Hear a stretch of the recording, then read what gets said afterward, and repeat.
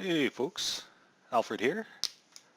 Clockwork Empires has released their latest revision to the main branch, version 37, and actually at the time I'm recording this, they've actually pushed out a hotfix, so we're up to version 37a, and that means it's that time of the month.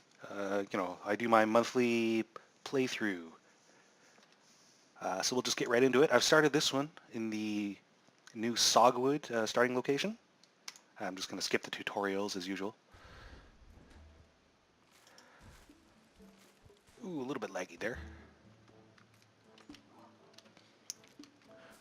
One thing I have a bit of an issue with is the way the initial supply crates drop right on your colonists. Which means, among other things, some of them start with injuries.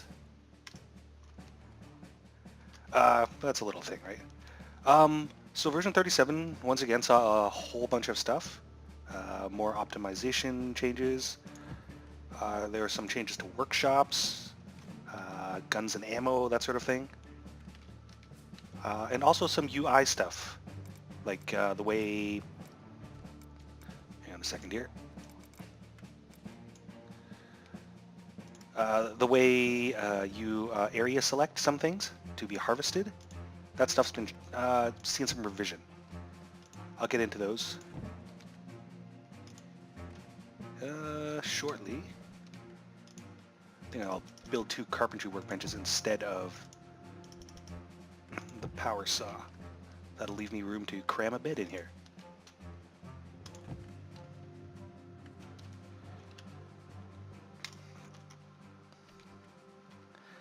Yeah, so a bunch of new stuff. Significantly, Bandits have seen a lot of gameplay improvements. There are a lot of additional options when it comes to dealing with bandits.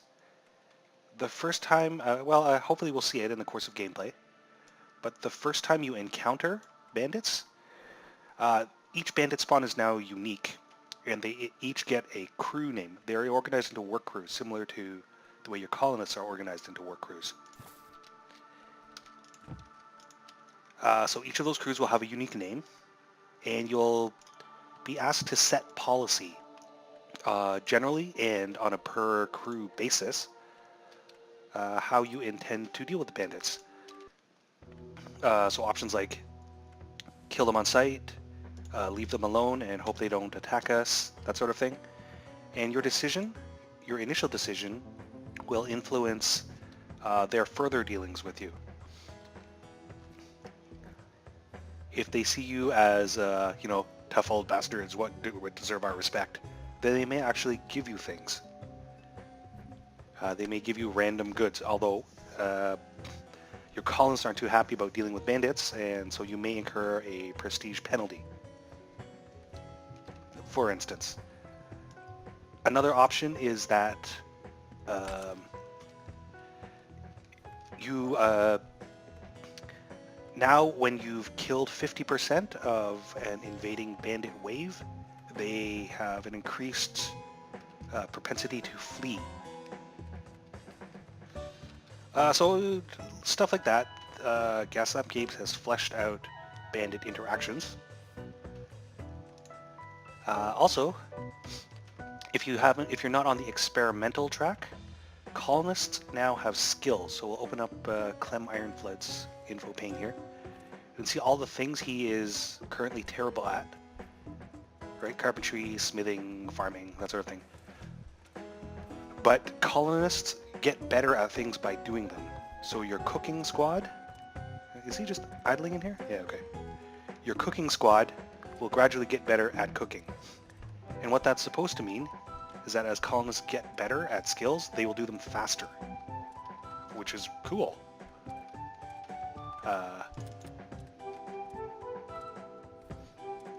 So I'm going to wait for the kitchen to get built, and then, the workshop to get built, and then I will build a kitchen. A lot of idle folks. What's going on here? Chopping trees, foraging. Huh. Well, it's never too early to set up a farm. let's grow some corn. As usual, I've set up a single food-only stockpile, just so I can see all of my food stocks easily. Do I have enough stone? I'm a little bit short on stone, actually. But I do have... Oh, okay. So I highlighted the stone for harvesting, or mining, earlier. And instead of drawing this pickaxe icon over each individual boulder, it now draws a single icon over the clump of stone. But with the implication that the stone has been selected under it in an area. Personally, I think that's a good change. It leaves the screen much less cluttered. Especially, as you may see later when I try to chop down trees or harvest fungus. One icon rather than like 15 icons when you're harvesting a field of mushrooms is much nicer looking. Actually, let's do this. I'm going to harvest these coconut palms. No, I'm not, because apparently they're... Oh, there are no coconuts there. Okay, I'm going to chop down these trees. So this is the usual area select. Chop down. Right, so there's only one chop down icon instead of 3 on the clump. But if I mouse over the icon, the area I selected is now highlighted in this light blue.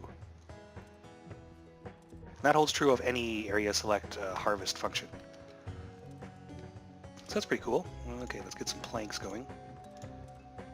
I'm going to try to avoid using the standing order button this time because it's proven a little bit buggy in this revision. And hopefully we won't encounter that bug on this playthrough. So ordinarily I'd say queue up 10 planks and hit this button here to switch it to a standing order button. I think it's kind of broken right now. So I'm just going to make 11 and then when I run out maybe I'll make another 11. For now, let's draw another stockpile. Yeah, whatever. This fishman was attacking my corn harvest, but we've driven him off. Alright, let's build that kitchen.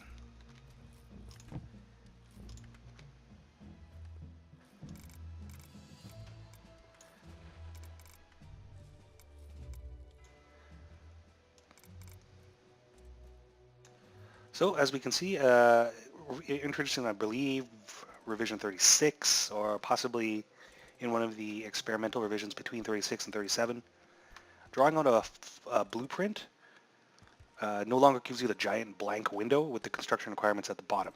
So if you look in the top left here, we can see the materials that will be required just to draw this blueprint. And then you have the option to cancel it if you don't have the resources or you change your mind or whatever. And as usual, we can see the ground clutter underneath has been automatically tagged for clearing, just so we don't have grass growing up in the middle of your building. I'm going to build a couple of doors. So I'm going to select the lower class door here, and then I can just place it as usual. But if I hold shift while I do that, right, shift click, keeps it selected. And that holds true of any module. You can shift click to place multiple modules. How much stone do I have? Okay, I've got enough stone to build 2 stone ovens. Oops, should have shift clicked there. Shift clicked. Build 1 iron oven.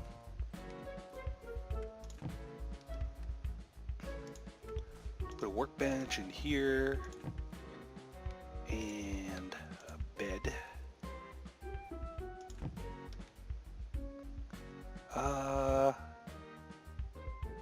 Let's get back to the kitchen modules, and why not? Decorative hanging pots. That to keep the lazy blighters busy. I've got a number of fishmen already. We might as well harvest them for their flesh. Oh, okay. See in the bottom right here? So new bandits arrive, or bandits have spawned somewhere on the map, a camp. So The first thing I do is set policy as to how I'm going to interact with them. Shoot them on sight, or just leave them be unless they attack us. I don't want them attacking my colony, so I'm going to order my soldiers to shoot them on sight. Now, the notification that a bandit spawn or a bandit camp has spawned does not necessarily mean there's a wave incoming. It might come later, or it just might never come at all.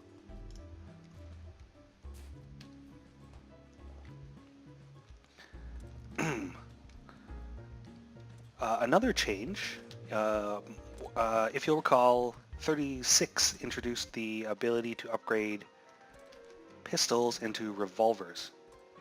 37 has added the ability to upgrade muskets into carbines. That's just another little thing. Prior to this, prior to the ability of the introduction of the ability to upgrade, the only way to obtain revolvers and carbines was to get them, oh, hello Mr. Snail, was to get them as random drops from the Empire when you request weapons.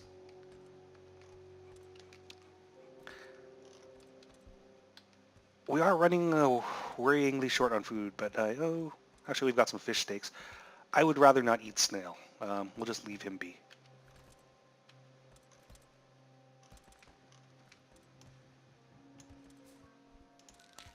A couple corpses I missed in the first sweep.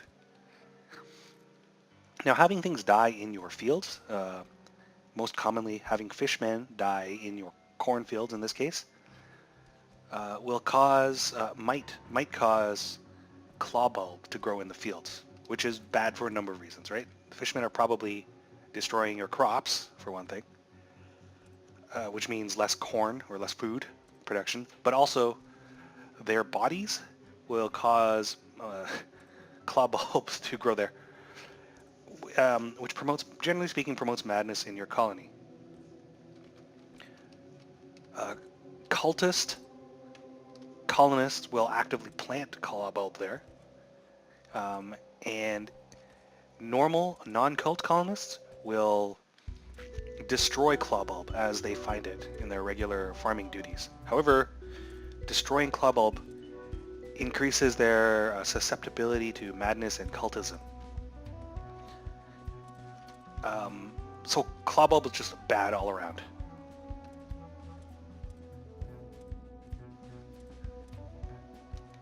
Yeah, just gonna wait for this kitchen to get built.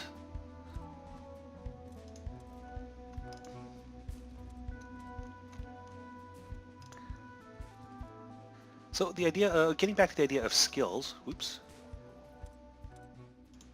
Skills now offer characters progression, right? The longer they do stuff, the better they are at it, or the longer they do stuff, the better they get at it. The better they get at it, the more efficiently they do it. Now your colonists are not just sort of interchangeable cogs, ironically, in a game named Clockwork Empires. Hopefully you'll be more personally invested in specific overseers and taskmasters, and you'll remember, oh, someone's hauling away a corpse. You'll remember, oh, this is Mrs. Robinsgood. She's a particularly good carpentry overseer, and when she dies at the horribly webby fingers of fishmen, it will be more significant for you. So as still happens, you'll periodically have the option to call in a favor at the cost of prestige. I have 0 prestige, so the only one I can afford is more criminals. Oh, and when criminals arrive, you now, instead of receiving 3 all the time, you receive between 1 and 3. So it sounds like I only got 1. Now, someone has just had the ominous dreams event. A whole bunch of events have been added. It's just to notify me that Lenora Steellock had an ominous dream about a terrifying black pyramid from amongst the stars. I don't have any way to treat this. So I'm just going to say, they should probably exercise more. I suspect that's just a placeholder for more options later on. One thing that was in and then out and then currently back in again is the ability to treat madness with booze. Not booze per se. Laudanum and sulfur tonic. So when you get your colony running up at a high level, you can produce sulfur tonic and or laudanum, depending which biome you're in. Because laudanum requires opium, which only grows in the tropics, I believe. Yeah, anyway, so depending which biome you're in, you can produce one or both of them. And consuming those will, I assume you have to force your colonists to consume them, has a chance of removing madness.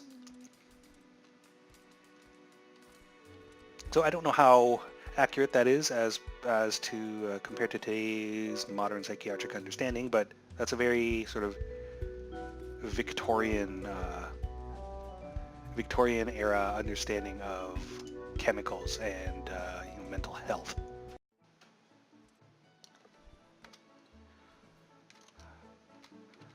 So, some of you may have noticed the cut back there. That's because my computer chose an inconvenient time to update Windows. Thank you. But also I was running up against 15-20 minutes, which is a good length anyway. So I'm going to cut this one off here. I'm going to continue with more playthroughs. We'll see some of the cool stuff. There's a new thing to be researched, Lord Palmerston's Crate, as well as a bunch of the new research stuff has been implemented, plus a whole bunch of new behaviors for fishmen and bandits and stuff. So hopefully we'll get to cover those in the next couple of episodes. But until then, thanks very much for watching this one. Have a good one.